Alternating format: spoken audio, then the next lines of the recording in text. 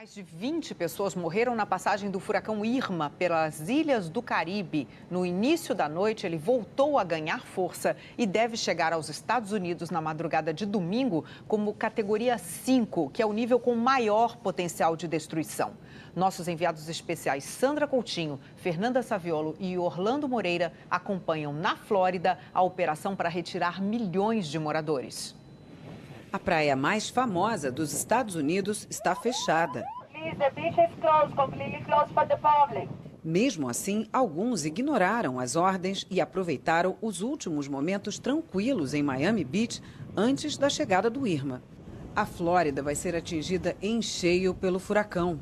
680 mil moradores de Miami receberam ordem para deixar as casas. É a maior operação de retirada da história da cidade. Miami ficou parecendo uma cidade fantasma. O medo se justifica. Há 2 dias, o Irma deixa destruição nas ilhas do Caribe por onde passa. Barbuda teve 90% das construções danificadas ou destruídas. A ilha de São Martinho foi praticamente devastada. O Irma também atingiu Antígua, Anguila, São Bartolomeu, as Ilhas Virgens, Porto Rico, República Dominicana, Turks e Caicos, Cuba e Bahamas. E algumas dessas ilhas agora se preparam para a chegada de outro furacão, o José.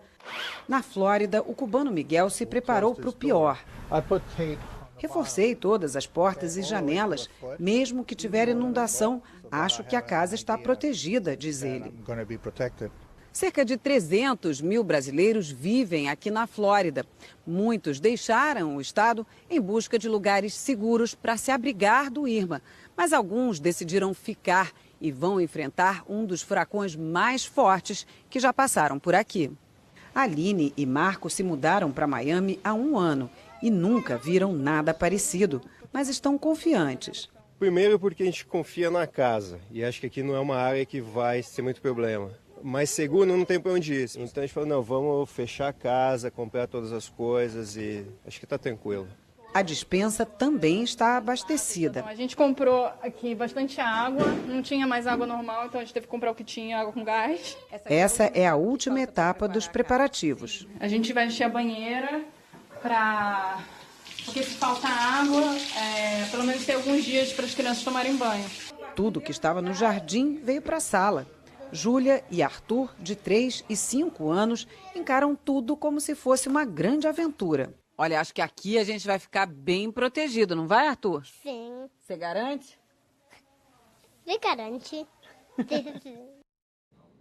Um terremoto fortíssimo atingiu o México na madrugada de hoje. Até o momento, as autoridades confirmaram 61 mortes e ao menos 200 pessoas ficaram feridas.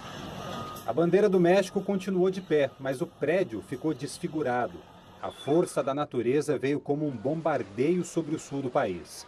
Em algumas cidades, as construções agora se dividem entre o que caiu e o que quase caiu. Este é o estado de Oaxaca. Ele e Chiapas são as áreas mais próximas ao epicentro.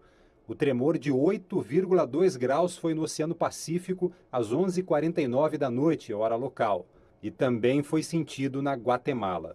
Desde então, já houve perto de 400 tremores secundários. Na cidade do México, a quase 800 quilômetros do epicentro, as lâmpadas balançaram. O chão e as paredes tremeram e muitos mexicanos saíram assustados. Anaí disse, ouvi o prédio fazendo barulho, as luzes apagaram, nunca vivi algo assim. Nesse hotel, os hóspedes desceram para o saguão de entrada. Os bombeiros correram para as áreas mais atingidas e escavaram em busca de vítimas. Essa família perdeu alguém, mas não achou caixão para ela, e o corpo ficou ali em cima da mesa. Muitas pessoas, sem saber por onde recomeçar, ficaram no meio da rua, olhando para as casas destruídas. Como o epicentro foi no mar, chegou a ser emitido um alerta de tsunami para o México e vários países do Pacífico. Mas não há notícia de ondas gigantes que tenham tornado a tragédia ainda pior. Foi o terremoto mais forte no México em pelo menos 100 anos. E o quanto foi destruído, o governo ainda não é capaz de dizer.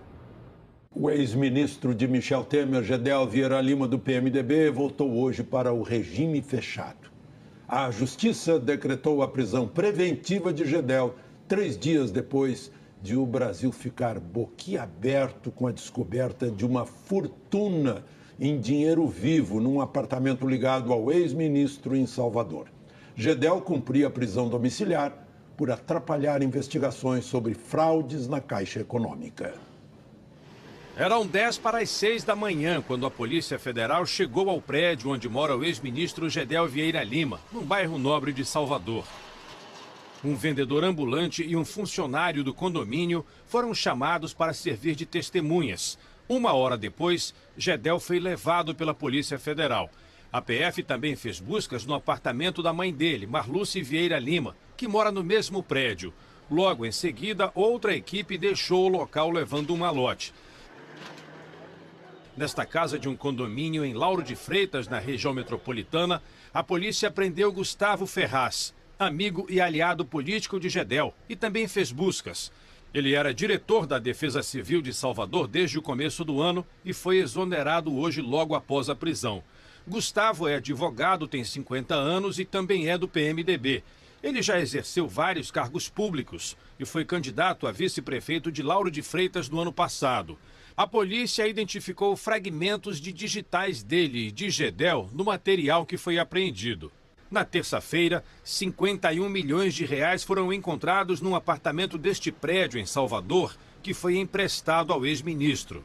A Polícia Federal e o Ministério Público pediram as prisões preventivas e a busca e a apreensão para evitar a destruição de provas importantes nas investigações.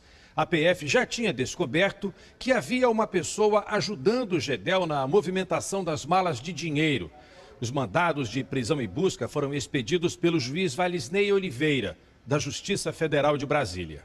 No apartamento, segundo a Justiça Federal, também foi encontrada uma fatura em nome de Marinalva Teixeira de Jesus, que trabalha com o irmão de Gedel, o deputado federal Lúcio Vieira Lima, do PMDB.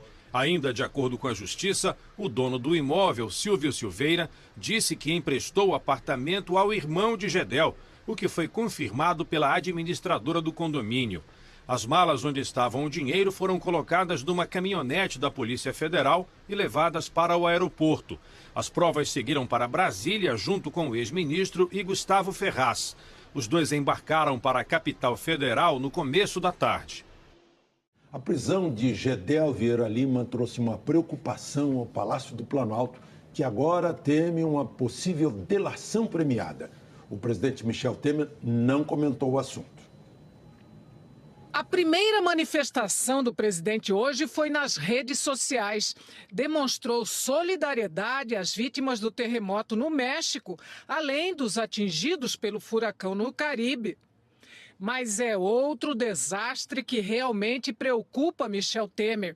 Tem nome, sobrenome e está a poucos quilômetros do Planalto, na Papuda, Gedel Vieira Lima. Mas sobre isso, silêncio absoluto. Formalmente, os interlocutores de Temer dizem que a prisão de Gedel já era esperada e que os fatos não devem atrapalhar a agenda do governo no Congresso. Alguns aliados mais francos admitem que o alívio causado pela reviravolta na delação da JF foi interrompido com a prisão de Gedel. Isso, somado à delação do doleiro Lúcio Funaro, aumenta a tensão no entorno do presidente. Gedel é apontado como um dos arrecadadores do PMDB de Temer. Operava com a JBS, usava o doleiro Funaro e sabe muito sobre os esquemas do partido. E, para piorar, todos sabem que Gedel não tem temperamento para aguentar calado. O Planalto teme a possibilidade de uma delação. Aliados calculam que Gedel pode dizer que agia só ou a serviço de quem estava nessa empreitada milionária.